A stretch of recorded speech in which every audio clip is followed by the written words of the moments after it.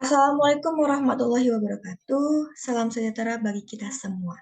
Kepada yang terhormat Ibu Winda Nurtiana selaku dosen pembimbing pertama, yang terhormat Ibu Fitri Aryani Eris selaku dosen pembimbing kedua, yang terhormat Bapak Muhammad Raji Radiansa selaku dosen pembimbing ketiga, dan yang terhormat Ibu Julfatun Naja selaku dosen penelaah, yang telah berkesempatan hadir pada seminar usulan penelitian yang berjudul Pengaruh Variasi Waktu Blensing terhadap Karakteristik Fisikokimia, Fungsional, dan juga Mikrobiologi Tepung Daun Kelor Moringa olivera. Perkenalkan, nama saya Fatmawati dengan NIM 444419002 yang akan merepresentasikan usulan penelitian saya.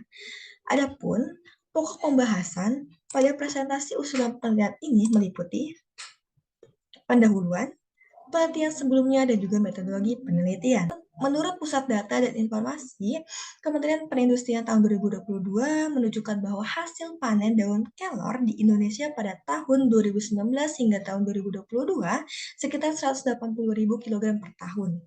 Dengan berbagai macam produk turunan daun kelor, salah satunya adalah tepung daun kelor yang telah diproduksi sekitar 35.000 kg per tahun. Daun kelor merupakan salah satu jenis tumbuhan yang sering dianggap sebagai superfood karena memiliki banyak sekali senyawa gizi dan juga fungsional yang tinggi. Menurut Manggarat dan juga Mu tahun 2018 menunjukkan bahwa kelor ini kaya akan kandungan mineral Ze dan juga Fe. Selanjutnya, Rani et al. Tahun 2019 menambahkan bahwa daun kelor mengandung asam amino esensial seperti isoleucin, leucin, lisin, triptofan, valin, dan mengandung vitamin E sebesar 100 sampai dengan 113 mg per gram, dan juga vitamin C mengandung vitamin C sebesar 220 mg per 100 gram. Selain tingginya kandungan gizi tersebut, daun kelor juga memiliki beberapa senyawa fitokimia. Menurut penelitian Adeosu tahun 2015 menyatakan bahwa kelor mengandung senyawa fitokimia diantaranya adalah tannin sebesar 0,133 mg per gram, saponin 1,613 mg per gram, komponen fenolik 2,057 mg per gram, komponen flavonoid 1,033 mg per gram, alkaloid 1,437 mg per gram, dan juga asam fitat 21 gram per kilogram. Tingginya kandungan yang terdapat dalam kelor tersebut menyebabkan permintaan kelor terus-menerus mengalami peningkatan dan juga menjadi alternatif bahan pangan. Secara umum, kelor dipasarkan dalam bentuk segar dan merupakan salah satu hasil pertanian yang sangat mudah rusak. Menurut Kementerian Pertanian tahun 2021 mengungkapkan bahwa daun kelor ini setelah dipanen harus segera diproses sebelum lebih dari 4 jam. Dikarenakan kelor mudah mengalami perubahan warna menjadi coklat dan juga aroma yang tidak sedap. Oleh karena itu, kelor dalam bentuk segar perlu memiliki beberapa evaluasi dan juga memiliki keterbatasan terhadap penggunaannya. Sehingga diperlukannya suatu usaha untuk memperpanjang musiman kelor tersebut. Salah satunya dilakukan dengan cara dikeringkan dan diolah menjadi tepung. Penelitian Asmarani et al. Tahun 2020 dan juga Faida tahun 2022 menemukan bahwa penggunaan pengeringan secara konvensional pada pembuatan tepung daun kelor telah uh, telah menyebabkan atau masih menyebabkan aroma langu pada daun kelor, sehingga perlu adanya upaya untuk menghilangkan aroma langu tersebut. Nah, salah satu upaya untuk menghilangkan aroma langu tersebut adalah dengan adanya penambahan pelakuan blensing. Penelitian Indiasari et al. Tahun 2016 menemukan bahwa aroma langu pada daun kelor ini disebabkan oleh kandungan saponin yang bisa dihilangkan dengan cara blensing hingga 50%. Selanjutnya, penelitian Armawi tahun 2018 telah berhasil menurunkan kadar saponin pada daun kelor sekitar 75 hingga 85% pada suhu blazing 80 derajat Celcius selama 2, 4, 6, 8, dan juga 10 menit. Oleh karena itu, perlu dilakukannya pengujian lebih lanjut terkait karakteristik fisikokimia, mikrobiologi, dan juga fungsional tepung daun kelor. Untuk rumusan masalah pada penelitian ini adalah apakah terdapat pengaruh penggunaan variasi waktu blazing terhadap karakteristik fisik, kimia, fungsional, dan mikrobiologi tepung daun kelor. Tujuan dilakukan penelitian ini adalah untuk mengetahui pengaruh penggunaan variasi waktu blazing terhadap karakteristik fisik, kimia, fungsional, dan mikrobiologis tepung daun kelor. Hipotesis penelitian ini adalah terdapat pengaruh penggunaan variasi waktu blazing terhadap karakteristik fisik, kimia, fungsional, dan mikrobiologis tepung daun kelor. Selanjutnya, penelitian tentang tepung daun kelor telah banyak dilakukan oleh beberapa penelitian sebelumnya. Oleh karena itu, hasil dari beberapa penelitian ini mengenai tepung daun kelor di antaranya penelitian yang telah dilakukan oleh Rudy et al. Tahun 2017 menghasilkan bahwa perlakuan terbaik pengeringan adalah suhu 60 derajat Celcius dengan waktu 5 jam yang menghasilkan kadar antioksidan tertinggi. Selanjutnya, penelitian Armawi tahun 2018 berhasil melakukan penurunan kadar saponin pada daun kelor dengan perlakuan blazing pada suhu 85 derajat Celcius hingga 75 sampai dengan 80% selama 2, 4, 6, 8, dan 10 menit.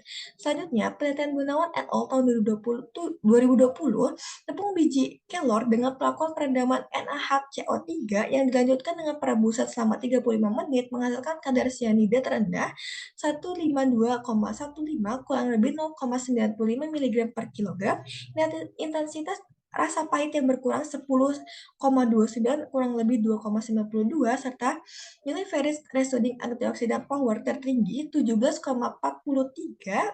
kurang lebih 1,22 mg IAC per gram. Untuk penelitian Jackie tahun 2020 berhasil menunjukkan bahwa kandungan protein kelor ini sebesar 28,66, Zn 2,37, dan fosfor 715,32, yaitu tertinggi pada pengeringan dengan metode blazing. Sedangkan pengeringan hanya dengan diangin-anginkan saja mengandung kadar mineral Fs sebesar 11,41 dan Ca 1014,81.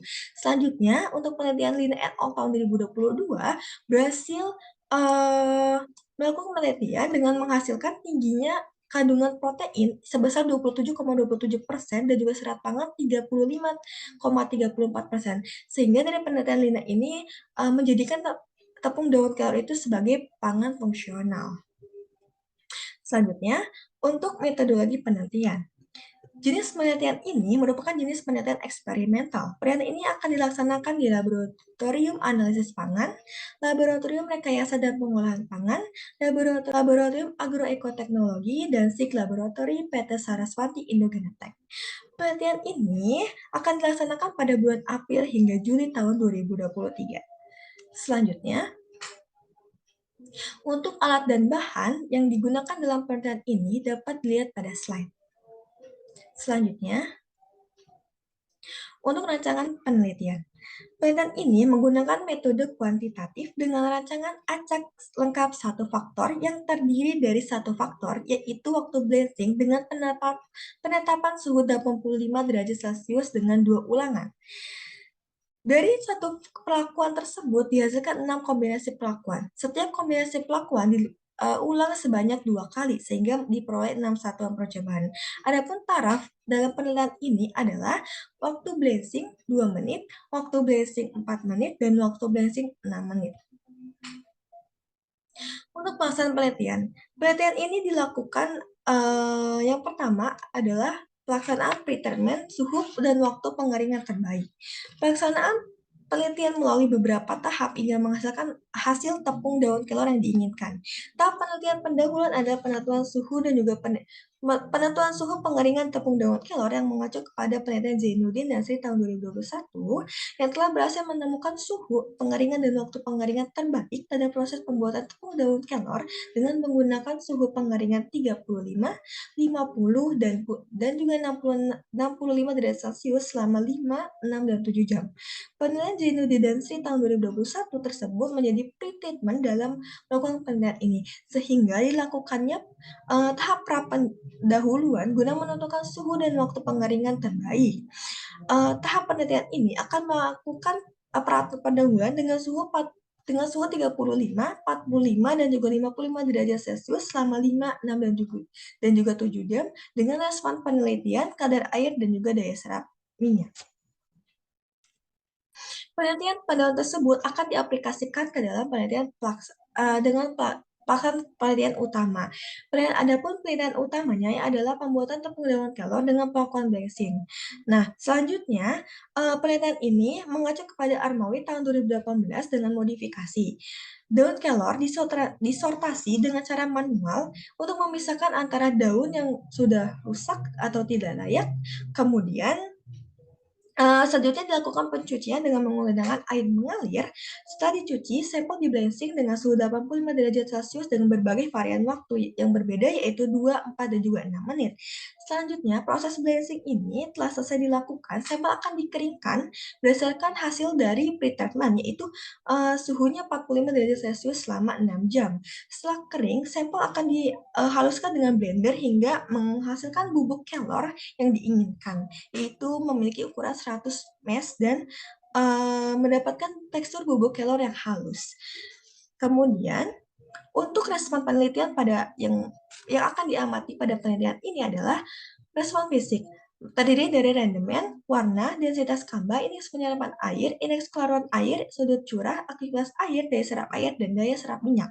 Untuk respon kimia terdiri dari kadar air, kadar abu, kadar serat kasar, kadar protein, kadar lemak, kadar klorofil, kadar saponin, kadar karbohidrat by difference, dan kadar serat pangan total. Untuk respon fungsional terdiri dari kadar Zn dan kadar Fe, total fenol, aktivitas antioksidan, aktivitas flavonoid, total vitamin E, dan total vitamin C.